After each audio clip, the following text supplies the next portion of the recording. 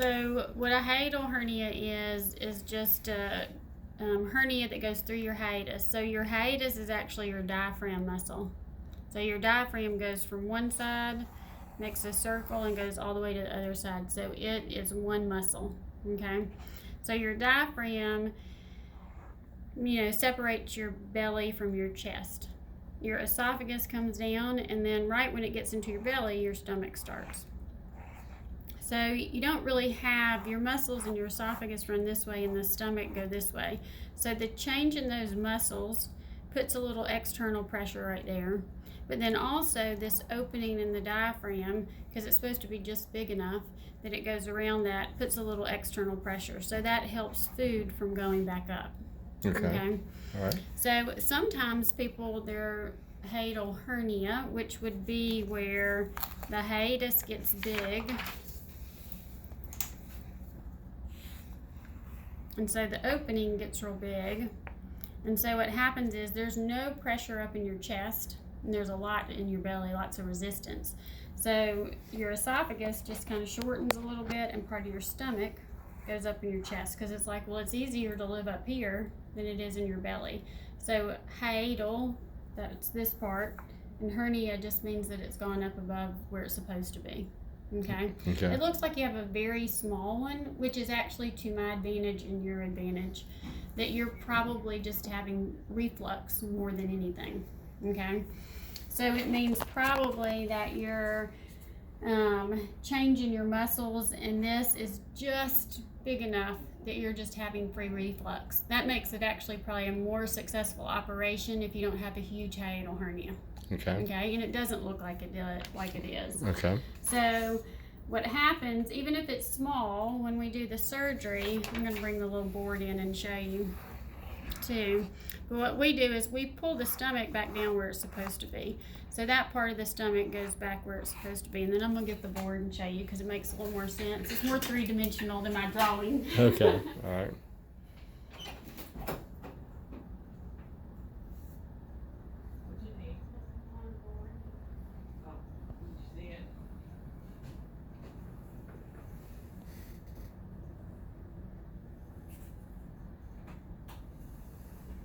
Okay.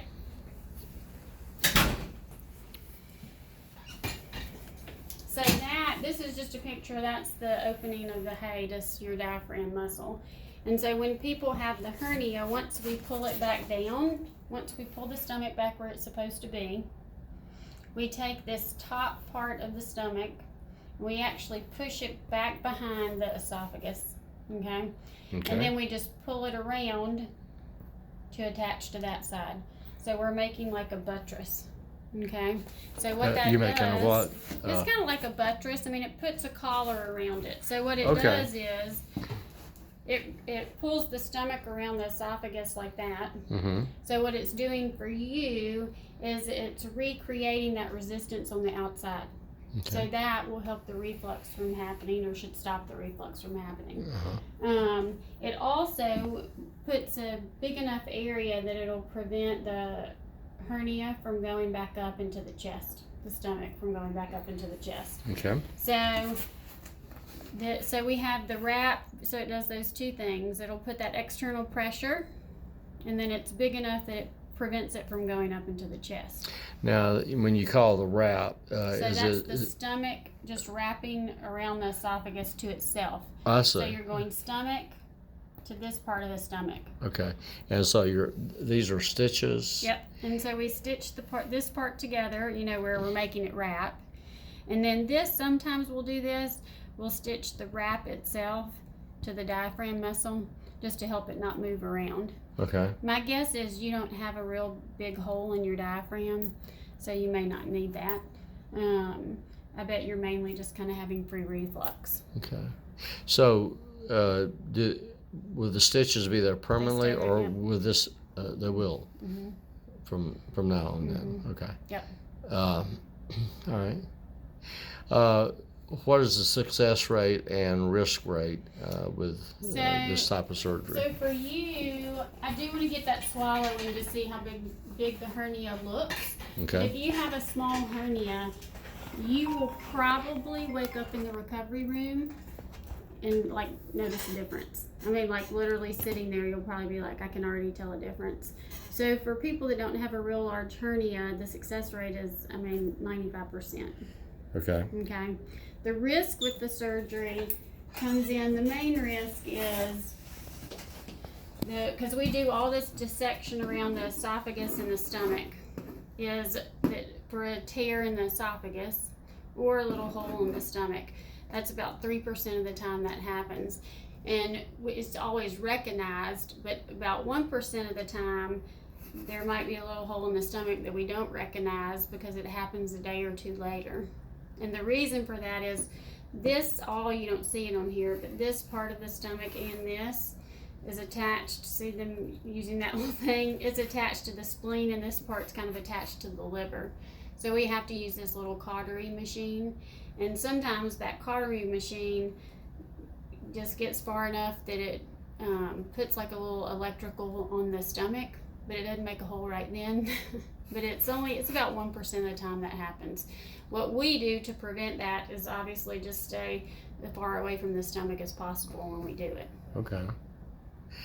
Now, the type of incision that's made, I have talked to a couple of different people where there is a minor type invasion into the stomach. So we should be able to do it laparoscopic. Oh, wonderful! I was hoping for that. You haven't had surgery before, especially, and it looks like your hernia is small. So typically the incisions.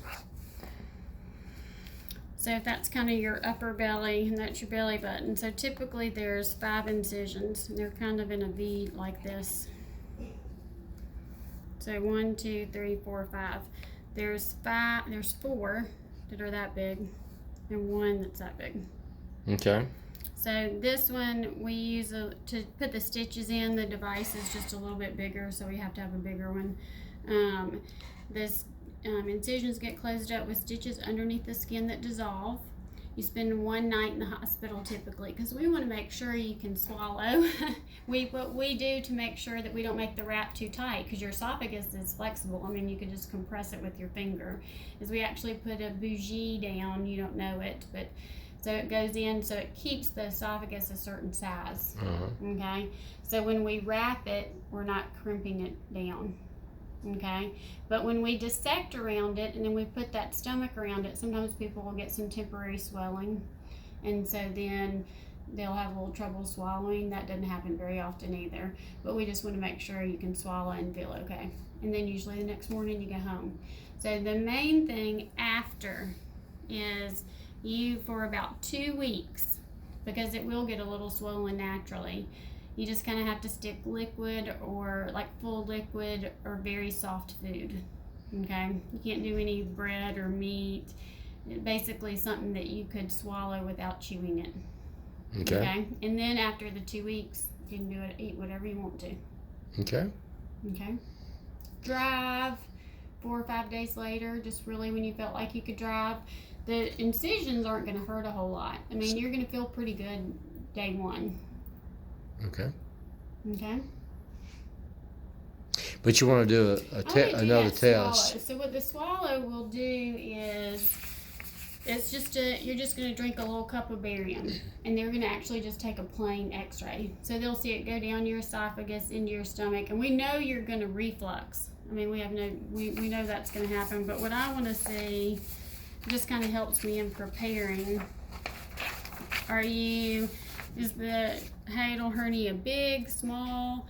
Is it, way up in your chest? Is it just a little? And it should, from his description, it should be small. But sometimes it's hard for them to tell because they're looking from the inside. They can't see all this stuff.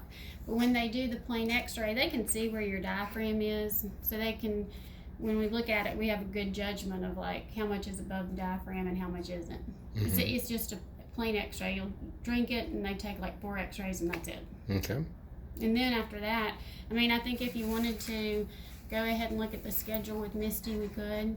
Okay. And then just get that done before. All right, good. Okay.